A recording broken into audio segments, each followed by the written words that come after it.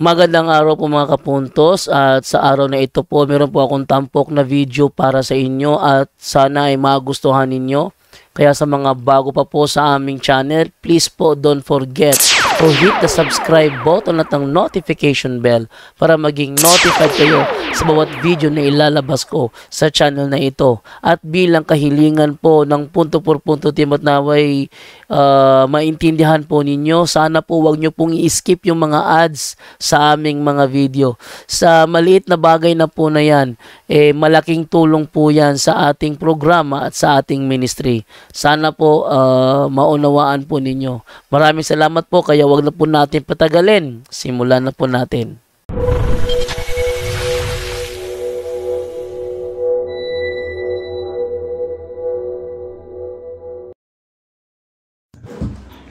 Hello mga kapatid, magandang hapon po. Kumusta na po kayo? At sana po ay nasa mabuting kalagayan po kayo. At babasahin natin yung gospel for today. Gospel for today, no? Ipo-post ko ngayon yung mga readings at gospel for today, ha?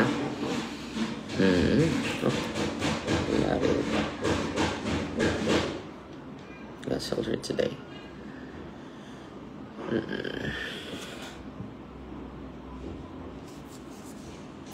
Jesus, a reading of the Holy Gospel according to Saint John. Glory to Lord Jesus Christ. Jesus said to the Pharisees, "I'm going away and you will look for me, but you will die in your sin. Where I am going, you cannot come." So the Jews said, "He is not going to kill himself, is he? Because he said, 'Where I am going, you cannot come.'" He said to them, "You belong to what is below. I belong to what is above. You belong to this world, but I do not belong to this world. That is why I told you that you will die in your sins. For if you do not believe that I am, you will not die in your sins." So they said to him, "Who are you?" Jesus said to them, "What I told you from the beginning, I have much to say about you in condemnation, but the one who sent me is true, and what I heard from him I told the world." They did not realize that he was speaking to them of the Father. So Jesus said to them, "When you lift up the Son of Man, then you will realize that I am, and that I do nothing of my own, but I say only what the Father taught me. The one who sent me is with me. He has not left me alone, because always do what is pleasing to him, because he spoke this way. Many came to believe in him." The gospel of the Lord. Thanks be to God. So ito yung reflection ng mga church fathers, mga kapatid. Una, the mystery of Christ revealed. Christ speaks boldly about his destiny and our response to his coming sacrifice. He tells his listeners that I am going away. "And you will look for me and you will die in your sin. When you have lifted up the Son of Man, then you will know that I am He." This statement encapsulates a mystery that the saints have meditated upon, a mystery in which death and life, trial and revelation meet in the ultimate act of divine love on the cross. So ang pagpadayag ng ating Panginoong Jesucristo na ang Kristo ay magsasuffer talaga in coming days, no? The call to recognize Christ's divinity. Hindi siya basta-basta, kundi Diyos din siya, mga kapatid. St. John Chrysostom observed that Jesus' announcement is not meant to terrify but to open the eyes of those who are spiritually asleep. Yung mga hindi naniwala pa sa kanya. In his preaching, he notes that Christ's words invite each believer to a moment of revelation, the lifting up on the cross is both an act of human cruelty and divine glory. So, ito po, yung violence, no, na nangyari ni Kristo sa cross. And then, the glory of God meet in the cross, mga kapatid. So, sa cruelty na nangyari kay Kristo, injustice, violence, no, dun din na-glorify ang Panginoon, no. Chrysostom exhorts us to see beyond the suffering of that day, to the profound truth that only in embracing Christ's sacrifice can we truly understand His divine identity. So, itong mga pagsubok, itong mga trials, itong mga suffering na naranasan natin sa mundong ito, ito lang ang paraan that we can understand the divinity of Jesus, the divine, truly, Christ's sacrifice, can we truly understand His divine identity. Kung walang pagsubok, mga kapatid, kung walang trials, mga kapatid, ano man itong mga pagsubok na dinaanan natin bilang tagasunod at bilang disipulo ni Kristo, huwag kang sumuko, kapatid. Huwag kang aayaw, no? Kahit ba delikado yung buhay mo, hindi tayo aayaw. Through this suffering and through these trials and difficulties of life, mga kapatid, we can bring it to the foot of the cross of Jesus. And in this way, we can truly understand the divine identity of Jesus by carrying out our crosses. Yan ang highlight, no? Sabi niya dito, to the profound truth that only in embracing Christ's sacrifice can we truly understand His divine identity. No, grabe yung sacrifice ni Kristo. So ngayon, sundin natin si Kristo. Hindi tayo mawalan ng pag-asa, mga kapatid. Kung may huhusga sa atin, misunderstood tayo, okay lang yun. Basta sinunod natin. Yan po is embracing Christ's cross, mga kapatid. Saint Cyril of Alexandria echoes this insight by stressing that the Jews' inability to see past their earthly expectation blinds them to the heavenly truth. Kung puro pangmundo yung expectation natin, mga kapatid, it blinds us. It blinds our expectation. The declaration, I am He, is not an ordinary claim. Yung sinasabi ni Kristo, I am who am, it is not an ordinary claim. It is an invitation to encounter eternal God who enters history in the flesh. Pumasok na si Kristo sa ating history, transforming even the sorrow of crucifixion into the promise of resurrection. No? He transformed the sorrow into glory. Ang ganda, no? So ito po ang dapat natin. Minsan ay na-depress na tayo sa mga suffering natin. Minsan ay na-depress na tayo sa kalungkutan natin. Minsan na-depress na tayo sa rejection, abandonment. Let us carry it because in the eyes of the Lord, in the eyes of those who follow and believe Jesus, we have a transformative meaning of the suffering, bringing it to the glory of Jesus, to the promise of resurrection, mga kapatid. Yan po yung recognition of Christ's divinity. We can understand the divinity of Jesus when we contemplate and when we meditate to the cross, to the suffering, to the rejection, to the abandonment of the Son of God. We can truly understand His divine identity through the way of the cross. The tragic beauty of conversion and death. Ito yung sinabi ni St. Augustine of Hippo. Reflects on the dual meaning in Christ's warning to die in your sin. For Augustine, this is more than physical death. This is more than a physical death. It is not a physical death. It is a spiritual death that results from a refusal to accept the transforming love of God. When Christ speaks of His departure, He also points to the paths of conversion. Those who remain hardened may experience spiritual death, while those who recognize His divinity are invited to live a new life in grace. A new life in grace. Wow. Ang ganda, no? A new life in grace. So, it is more than a physical death. It is a spiritual death. Kung manatili tayo na matigas yung puso natin, matigas yung damdamin natin, matigas yung utak natin, we will experience spiritual death.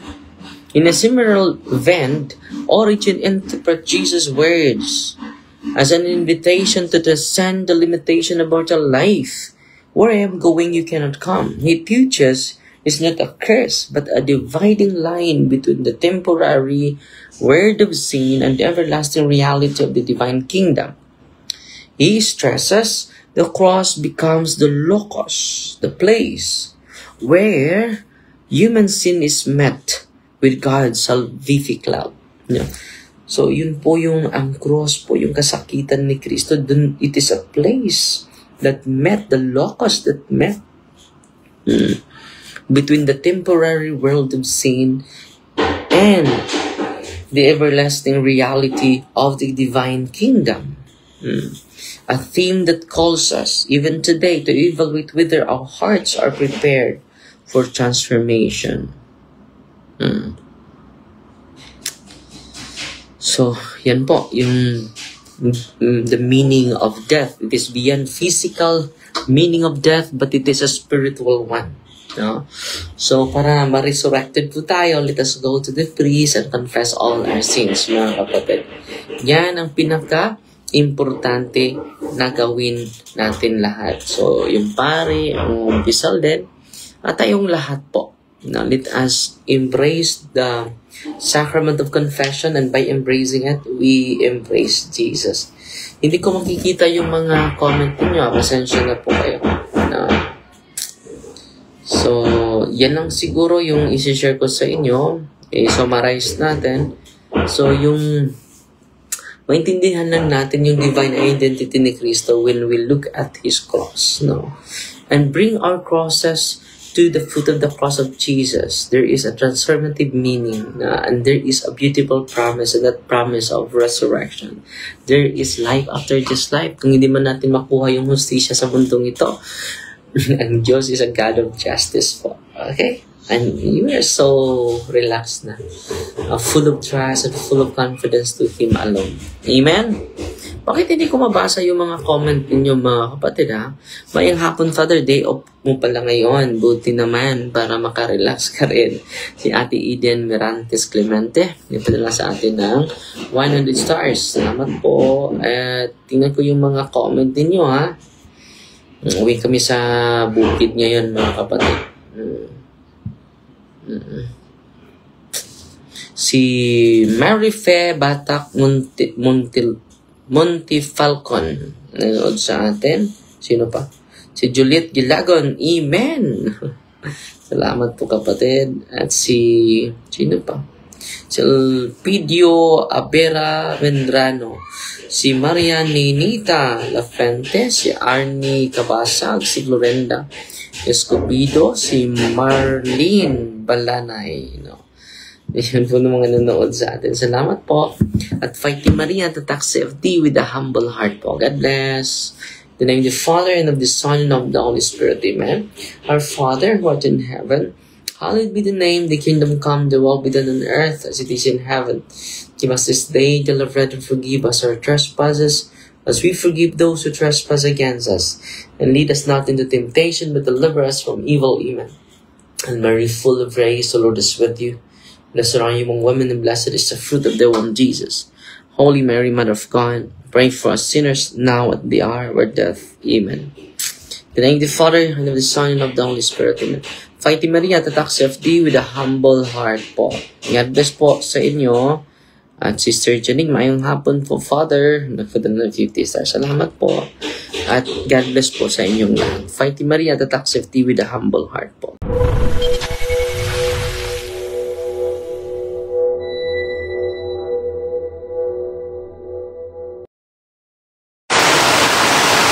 Magandang gabi, mga kapatid. Ang lakas ng ulan. Nandito tayo sa uncle ko. Sa bahay ng uncle ko. Ang lakas ng ulan. Dito tayo matutulog. Bukas, pupunta tayo sa Inabanga. Para po sa paghatid natin sa uling antungan sa ating kapatid, Brother GCB Sira po. No? So, nandito ako sa bahay ng uncle ko. No? Malapit lang po ito sa Inabanga. At bukas po, alas 10, ay yun po yung huling araw na makasama natin yung kapatid natin, Brother GCB Sira. Maririnig ba ako? Parang lakas ng ulan. Pero tingnan ko muna yung mga comment ninyo kung naririnig nyo ba ako. Baka hindi nyo ako naririnig. Comment po bago tayo matulog sa gabing ito.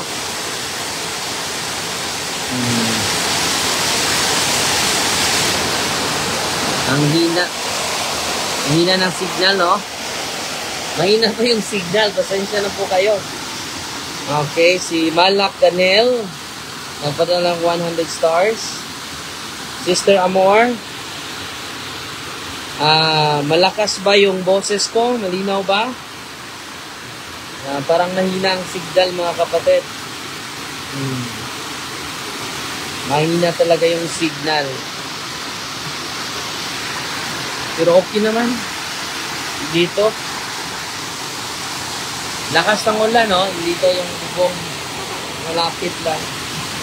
So, marinig natin yung patak ng ulan. Pero hindi ko makita yung mga comments ninyo. Bakit kaya? So, i-share ko po sa inyo. Okay ra kayo, Father? Okay. Yes, naririnig. Ate Mercy, kumusta ka na, Ate Mercy? Pugyahan dyan kayo si Father. Very clear po. Nandito ako sa uncle ko. So ito yung isi-share ko sa inyo ngayon bago tayo matulog. At may ipopost ako sa inyo. Gusto ko na busugin natin ang social media na mga saying ng mga santo. Salita ng Diyos. Dahil ang dami po naririnig natin sa news. Sa buong mundo, puro negative. So gusto ko, sa abot na makakaya ko, isi-share ko po yung salita ng Diyos, yung mga reflection ng mga santo, yung reflection ng ating mahal na Santo Papa, isi-share ko po sa inyo. Para mabalance po yung buhay natin dahil lagi na tayong nakikinig, lagi na tayong nanonood sa mga artista at nawala na tayo sa direksyon sa ating buhay ang ating Panginoon. So ito yung reflection sa ating mahal na Santo Papa, si Pope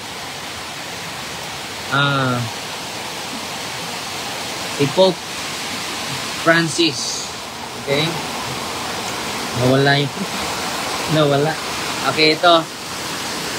Ito yung homily ni Pope Francis, ha? Ito yung homily niya sa araw na to. Dahil nagbiyabiyahe kami.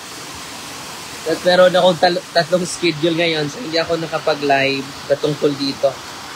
So ito yung homily of the Holy Father. Therefore, sin is the work of Satan. And Jesus defeats Satan by becoming sin. So, He shares our sinfulness. Pero hindi siya nagkasala, ha? He share the pain. Pero walang kasalanan si Kristo. No? So, yung kasalanan natin, dapat yun ang ipako. Pero siya ang pinako sa cross. Thus, from the cross, Jesus lifts up all of us. So, sa cross, pinataas tayo niya. No? dahil nagpakamatay siya sa atin. So wag kang maniwala mga kapatid na walang umiibig sa'yo. Hindi totoo yan. Kung iniwanan ka man sa boyfriend mo, iniwanan ka man sa mahal mo sa buhay, iniwanan ka man ng nanay mo, iniwanan ka man ng tatay mo, iniwanan ka man ng pamilya mo, hindi totoo na walang nagmahal sa'yo. Merong nagmahal sa'yo higit pa sa pagmamahal ng nanay mo, higit pa sa pagmamahal ng sarili mo, ang Diyos mismo. No? For this reason, the crucifix is not an ornament. Ito po, hindi po ito ornament, mga kapatid. It is not a work of art with many precious stones as are seen. Hindi din yan work of art. Maraming mga mamahalin na bato. Hindi, it is not about that. No? Ito po yung core ng reflection sa ating mahal na sa Papa. The crucifix is the mystery of God's annihilation, which He did out of love. Ano yung annihilation? Nawala siya sa nagunaw siya, annihilated out of love for you and for me, for all of us, sa buong sangkatuuhan sa buong mundo. Ay, nagtuban. Lakas ng ulan, tumutulo dito, kapatid. So, nagtuluan ako sa ulan, oh. Lakas yung ulan, tutulo pala. Kapag lalakas yung ulan. So, Jesus annihilates. God annihilates out of love. Oh, grabe ang Panginoon, mga kapatid, oh. Hindi natin ma-fathom, hindi natin maintindihan itong misteryong ito. At ito yung pag-asa natin. Ito yung pag-ibig na hindi mapantayan, nino man, kahit sa asawa mo.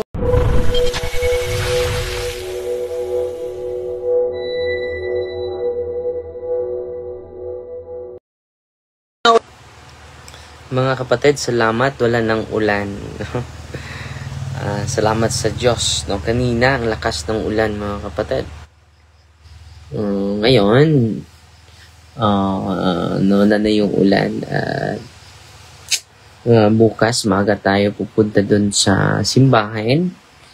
Doon natin at ihatid natin si Brother JC sa kanyang lingantungan sa cemetery po.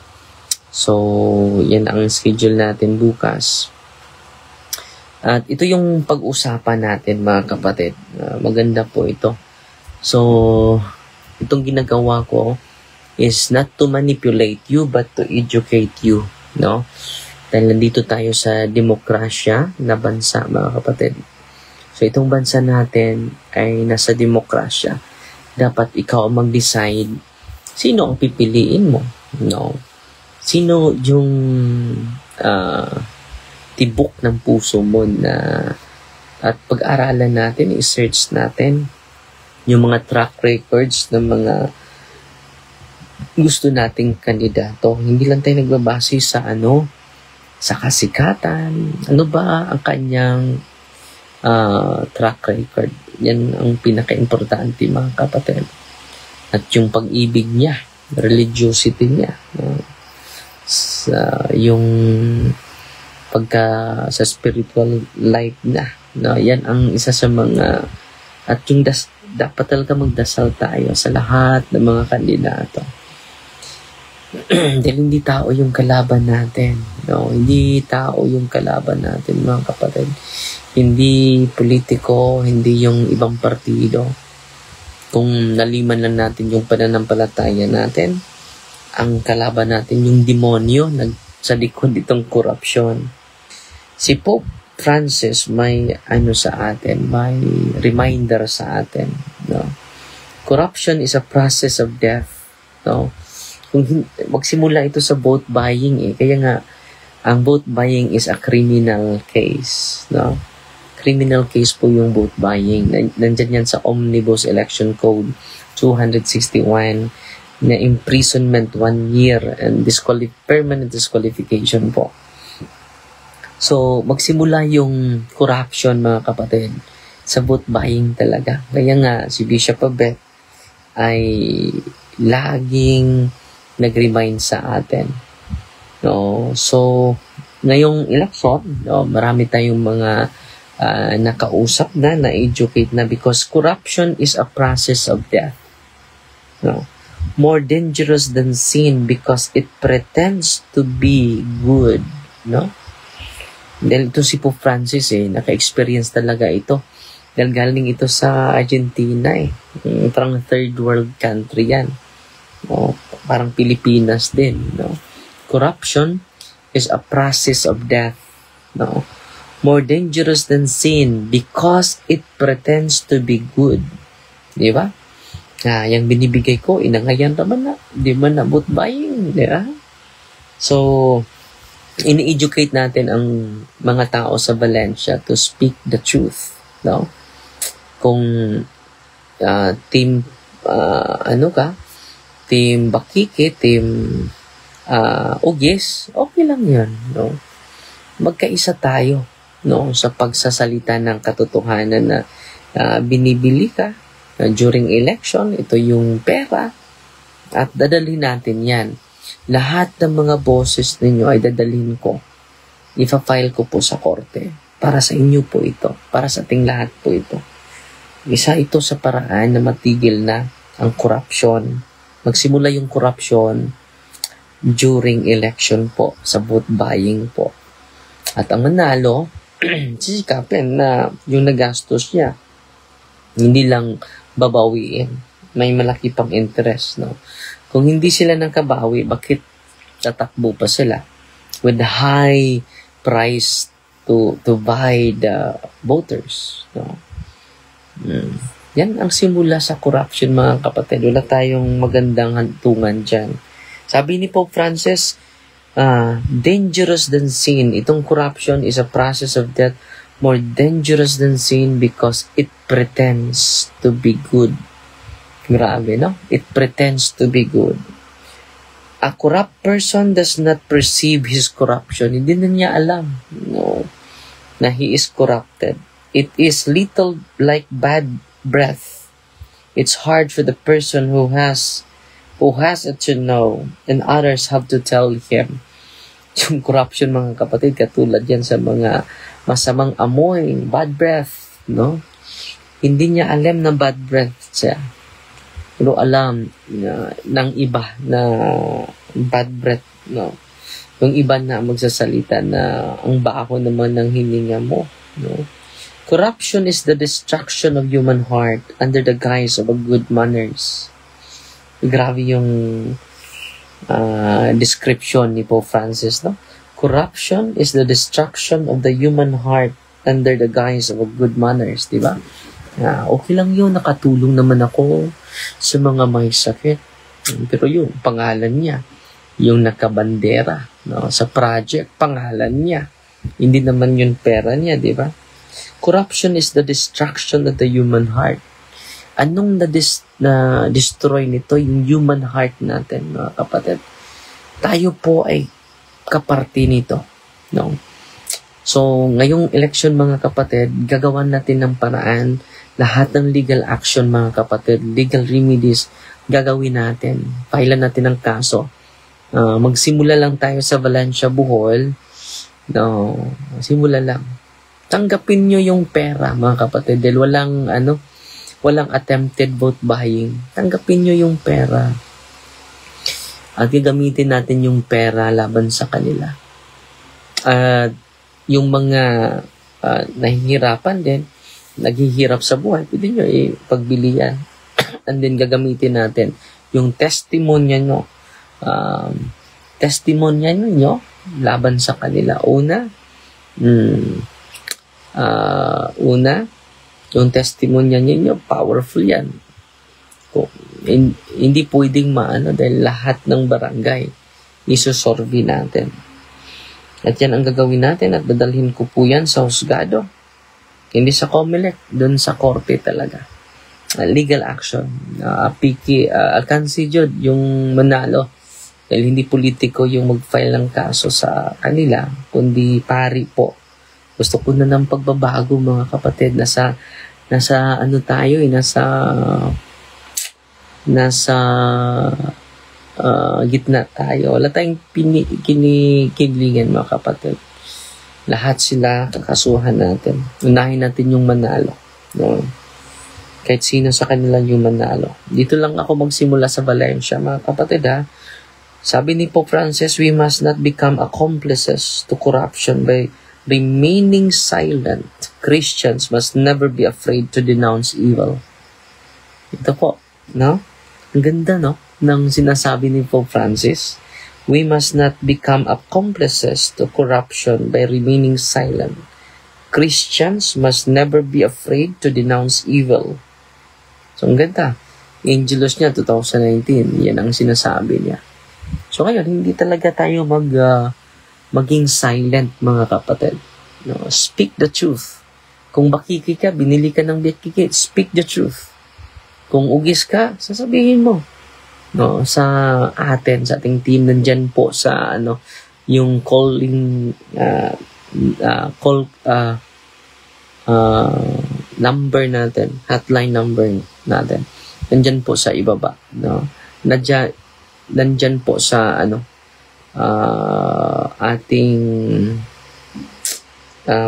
pinipin natin. We must not become accomplices to corruption by remaining silent. So, kung wala tayong ginagawa, hindi tayo kumikibo, we become accomplice, mga kapatid. Christians must never be afraid to denounce evil. So, gagawin natin ito with a humble heart, with great love, with humility. Hindi po in the eyes of revenge, in the eyes of mercy, in the eyes of love po, ng paggawa natin ito. The corrupt man is the one who sins and does not repent, who pretends to be a Christian and lives a double life. No? The corrupt man is the one who sins and does not repent. So, yan po ang catechism natin on both buying sa live natin ito. No? Pasalamat ako sa mga star senders natin ngayon. Ipopost ko mamaya. Okay? God bless po. In the name of the Father, sana po ay na pala kayo nagdasal, no? Yan pinaka-importante po. Dasal bago matulog. In the name of the Father, and of the Son, and of the Holy Spirit. Amen. Our Father, who art in heaven, hallowed be the name. The kingdom come, thy will be done on earth as it is in heaven. Give us this day our daily bread, and forgive us our trespasses, as we forgive those who trespass against us. And lead us not into temptation, but deliver us from evil. Amen. Hail Mary, full of grace, the Lord is with you. Blessed are you among women, blessed is the fruit of thy womb, Jesus. Holy Mary, Mother of God, pray for us sinners, now at the hour and for death, at the hour of our death. Amen. Glory to the Father, to the Son, and to the Holy Spirit. Amen. Fighty Maria, that acts of thee with a humble heart, in the Father, and of the Son, and of the Holy Spirit. Amen.